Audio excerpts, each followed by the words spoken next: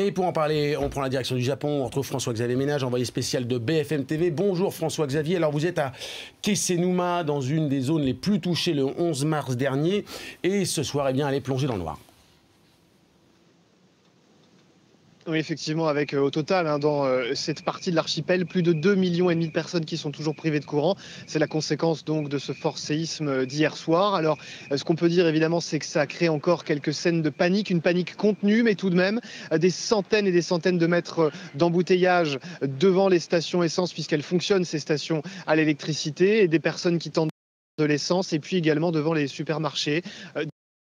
C'est ce qu'on a pu voir, qui font la queue pour avoir de la nourriture qui est rationnée et qui est distribuée au compte-gouttes. On a l'impression de revivre et de revoir les scènes qu'on avait vécues ici il y a maintenant 4 semaines, jour pour jour.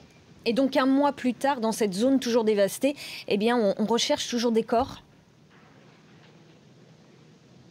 Effectivement, pour parler de la ville où nous sommes, eh bien, on a retrouvé simplement qu'un tiers des corps. C'est-à-dire qu'il reste encore beaucoup de disparus dont on n'a pas pu obtenir les dépouilles. Alors pour les familles, c'est très compliqué. Mais d'abord, c'est compliqué pour les sauveteurs, évidemment. Je voulais vous montrer avec la caméra de Philippe Vigneault dans quel cadre justement travaillent ces sauveteurs. Regardez, on a l'impression parfois d'être devant des scènes d'apocalypse avec ce bateau, par exemple, qui se trouve ici en plein centre-ville. Alors évidemment, pour les militaires, pour les policiers, c'est extrêmement compliqué. Ça l'est aussi évidemment pour les familles qui se déplacent bien souvent toujours dans les centres communaux ou bien encore dans des stades ou des gymnases. C'est là qu'ils peuvent consulter des cahiers, des espèces de classeurs qui sont tenus par les policiers. À l'intérieur de ces classeurs, on voit les photos des corps qui ont été récupérés. Les visages sont extrêmement marqués. C'est difficilement soutenable de voir ces images. Et les familles viennent pour tenter de récupérer ces dépouilles.